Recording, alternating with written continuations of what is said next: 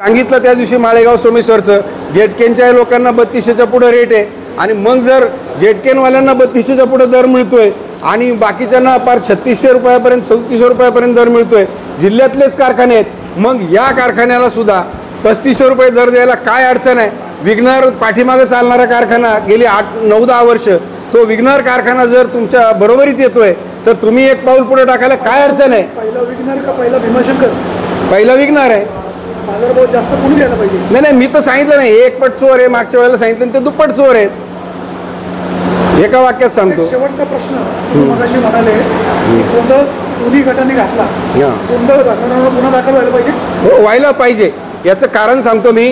त्या ठिकाणी सभासद सोडून बाकीच्या लोकांनी, मी तर म्हणतो येऊच नाही. याही पक्षाचे बिगर सभासद असलेले लोक त्या ठिकाणी आले आणि त्याही पक्षाचे बिगर सभासद असलेली पोरं मला त्या ठिकाणी दिसली. त्यामुळं या दोन्ही लोक त्या परिस्थितीला जबाबदार आहेत. कारण तुम्हाला जर प्रामाणिकपणे शेतकऱ्यांसाठी काहीतरी करायचं आहे आणि शेतकऱ्याच्या पदरामध्ये काही पाडून द्यायचं आहे तर त्याला वैचारिक बैठक आहे, वैचारिक पातळी आहे. मी मगाशी सांगितलं, मला काही जण म्हणतात तुम्ही संयमाची भूमिका ठेवली. अरे, जर चर्चेतनं मार्ग निघत असेल, पहिले चर्चा केली पाहिजे. चर्चेतनं जर आपल्या हातामध्ये काही येत नसेल तर मग आंदोलनाचा हत्यार तर आम्ही रोजच उपसतोय. आम्ही आंदोलनामध्ये आमची PhD आहे, आम्ही रोजच ते करतोय. त्यामुळं जर चर्चेनं प्रश्न सुटत असेल तर असं म्हणू नये कोणी का हे चर्चेलाच आले नाही, हे आमच्याशी बोललेच नाहीत. आम्ही पहिलं चर्चेची दारं खुली ठेवली आणि चर्चेतनं हा प्रश्न सुटला नाही.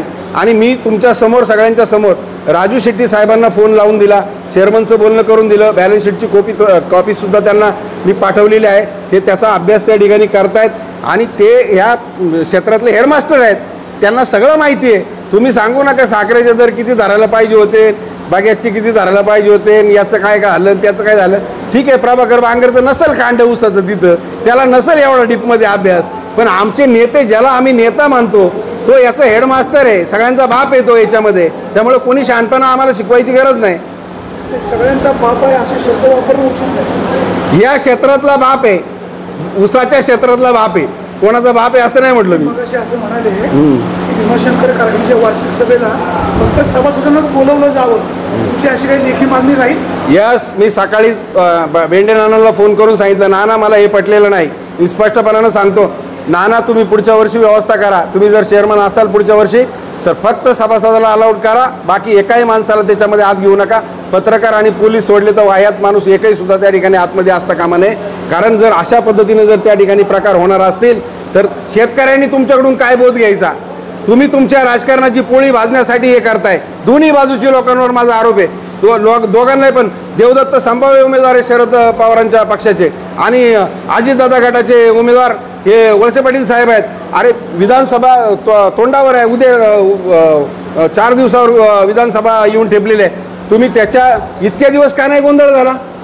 आज कारखाना स्थापन होऊन किती वर्ष झाली? पहिल्याच वर्षी असा गोंधळ का झाला वार्षिक सभेमध्ये? याचं उत्तर त्यांनी पण मला द्यावं. इतक्या वर्ष का गोंधळ झाला नाही? 100% याच्या पाठीमागं दोन्ही मंडळींचं राजकारण याला भोवलेलं आहे.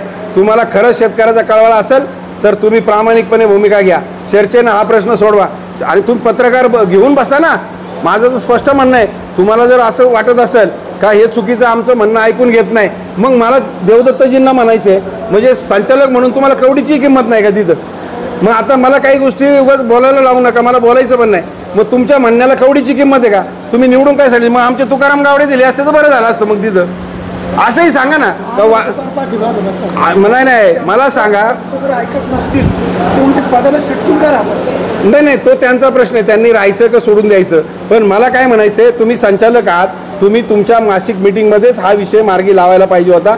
याचं प्रदर्शन करायची काही गरज नव्हती, पब्लिकमध्ये प्रदर्शन करायची काही गरज नव्हती. मला याच्यामध्ये कोणाची बाजू घ्यायची नाही, काही मला घेणं देणं नाही कोणाचं. पण तुम्ही शेतकऱ्यांच्या भावनांशी खेळताय, तुमच्या राजकीय पोळी भाजण्यासाठी तुम्ही हे सगळे प्रकार करताय आणि हा किळसवाना प्रकार अजिबात आम्हाला पटला नाही. आज कालपर्यंत स्वाभिमानी शेतकरी संघटनेचे कार्यकर्ते आंदोलनं करतात, दंगा करतात, आमकं करतात. अरे हे काय? हे तर आमच्या पुढचे निघाले. अरे तुम्ही जबाबदार आहे, देणाऱ्याच्या खुर्चीमध्ये तुम्ही आहात आणि तुम्ही असं हीनपणाचं प्रदर्शन त्या ठिकाणी करताय. तुम्हाला शोभलं पाहिजे. हे भीमाशंकर आणि विघ्नर, आता जे 2 साखर कारखाने आहेत त्याच्यात सर्वोत्तम तुम्हाला कोणता वाटतो? नाही, सर्वोत्तम म्हणजे तसं पाहिलं तर मागच्या 9-10 वर्षामध्ये विघ्नर भीमाशंकरच्या तुलनेमध्ये कमीच चाललेलं आहे, ही वस्तुस्थिती आहे. यांना पण माहिती आहे, ते जुन्नर तालुक्यातलेच आहेत. त्याच्यामुळं जी वस्तुस्थिती ती आहे ती आहे. पण यावर्षी विघ्नरसुद्धा आपल्या बरोबरीत येऊन ठेपला आहे. मग माझं असं म्हणणं आहे, तुम्ही याच्या अगोदर दिलं ना, आम्ही कुठं नाही म्हणतोय, विघ्नरच्या तुलनेमध्ये तुम्ही जास्तीचं दिलेलं आहे. परंतु साहेब माझं म्हणणं असं आहे का जिल्ह्याचा विचार जर केला, साखर उतार्यामध्ये 4-5 पॉईंटचा फक्त फरक असतो सोमेश्वर माळेगावचा ना आपला. मग जर एवढा दरामध्ये तफावत असेल तर तुम्ही त्यांच्याबरोबरीत चाला ना. आज तुम्हालाही उत्पन्नाचे साधनं आहेत की, त्यामुळं तुम्हालाही नफा चांगला होतोय. पण आमचं म्हणणं काय, 4 पैसे जास्तीचे शेतकऱ्यांना द्या, कारण खर्चसुद्धा त्या पटीमध्ये वाढलेला आहे. शेतकऱ्यांना ऊसाचंही पीक आता तसं त्या मानानं परवडत नाही. आज गुजरातमध्ये 4,000 रुपयाच्या पुढे दर दिला जातो. मग त्यांची साखर काय वेगळ्या भावात खपती का आणि तुमची काय वेगळ्या भावात संपत्ती? असं नाही. त्यामुळं आता पराग कारखान्याचा सुद्धा काल विषय निघाला. आमचं म्हणणं आहे खाजगी कारखान्याने सुद्धा नफ्याचे पैसे शेतकऱ्यांना दिले पाहिजे. पराग असेल, व्यंकटेश कृपा असेल, संत तुकाराम असेल, आम्ही एकाच कारखान्याकडे मागत नाही. आमची संघटना सगळ्या कारखानदारांच्या मागे लागते. घोडगंगा बंद आहे तिथं आवाज का उठवत नाही? उठवतोय की. अहो घोडगंगा कोणी बंद पाडला? हीच आहे ना, हीच टीम आहे. टोळ्या फक्त 2 जागी झाल्यात, टीम तीच आहे. मी सांगितलं ना, टोळी एकच आहे. एका टोळीच्या 2 टोळ्या झाल्यात. कालपर्यंत यांचं इतकं प्रेम होतं का बोलता सोय नाही. आता ते मला त्याच्यावर जास्त बोलायचं नाही. राजकारणाचं मला काही घेणं देणं नाही, हे सगळ्या लोकांना माहिती आहे. लोकांना पण माझी विनंती आहे, कालचे दिवस जरा विसरू नका लगेच. कालपर्यंत यांचा किती पार म्हणजे दैवत बिवत पार सगळं होतं, आणि आज असं लगेच एवढा टोकाचा संघर्ष, आणि ते पण कशासाठी? राजकीय स्वार्थासाठी, शेतकऱ्यांसाठी अजिबात नाही. मी तर म्हणन गेल्या वर्षी मग जर हे 50 रुपये कष्टाचे कापले होते त्यावेळेला का नाही कोणी भूमिका घेतली? प्रभाकर बांगरनी 7 दिवस आमरण उपोषण केलं, त्याच्यावर हल्ला झाला, सगळं झालं. तुम्ही काय स्टँड घेतलं? यावर्षी फक्त निवडणूक तोंडावर आहे म्हणून तुम्ही स्टँड घेता काय? हे मला पटणारं नाही आहे. संघर्ष करायचा तर प्रामाणिकपणे करा. आज मला सांगा, केवळ ऊसच नाही, दुधाच्या प्रश्नावर सुद्धा आता काय काय बोलू? आता मला सांग, कांद्याचा प्रश्न असेल, दुधाचा असेल, विजेचा प्रश्न असेल, पत्रकार बांधव हे सगळे तुम्ही साक्षीदार आहे त्या सगळ्या घटनांचे, आहे का नाही? खोटं बोलतोय का मी? मला सांगा, कोणते कोणते प्रश्न मी मार्गी लावले? अनेक प्रश्न तुम्ही सुद्धा मला फोन केलेले आहेत की प्रभाकर इकडं असं असं झालं, इकडे डीपीची गरज आहे, इकडं आमकं. मी कधीच त्या प्रश्नाचं मार्केटिंग केलेलं नाही. आज प्रभाकर बांगरनी जर इमानदारीने काम नसतं केलं ना, या समाजामध्ये आजही चांगली माणसं आहेत, कामाची कदर करणारी माणसं आहेत. म्हणून तर लोकांनी मला कोणाच्या दारात न जाता एवढी 4 चाकी गाडी घेऊन दिली. आणि 15 तारखेला सुद्धा दिनकर रावटे मित्रमंडळाच्या कार्यक्रमात माझा सन्मान त्या ठिकाणी ठेवला. मी काय वशिल्यावर त्यांना सांगितलं नाही माझा सन्मान ठेवा.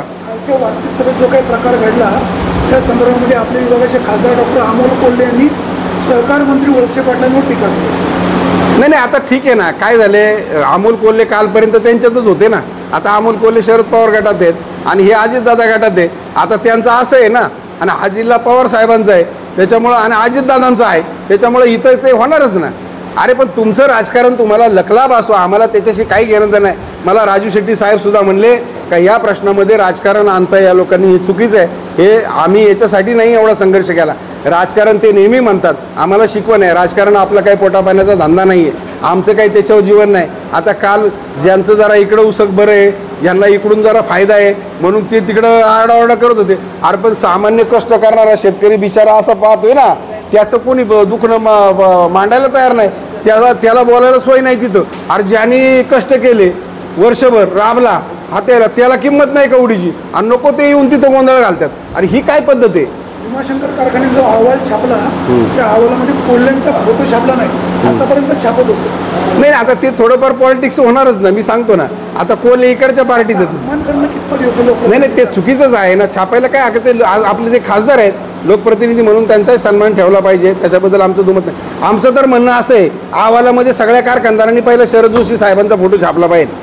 कारण शेतीचं खरं अर्थशास्त्र मांडणारा जर युगपुरुष कोण असेल तर फक्त शरद जोशी साहेब आहेत, आणि तेच आमचे सगळ्यांचे गुरु आहेत.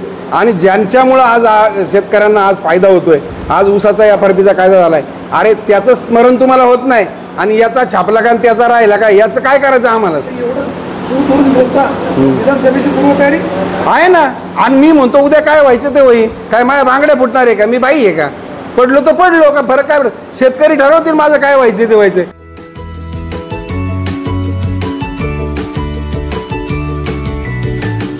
बातम्या शेतीच्या, बातम्या मातीच्या, बातम्या अन्यायाच्या, गुन्हेगारीच्या,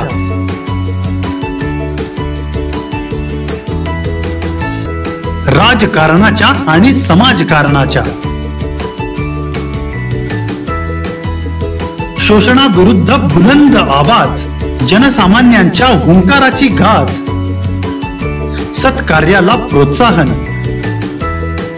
दुष्कृत्याला अनुशासन, निर्भीड, निस्पृह, सडेतोड, बेधडक आणि रोखटोक म्हणजेच विघ्नहर टाइम्स. शोध बातमीचा, ध्यास सत्याचा. आपलं चॅनल, आपली बातमी.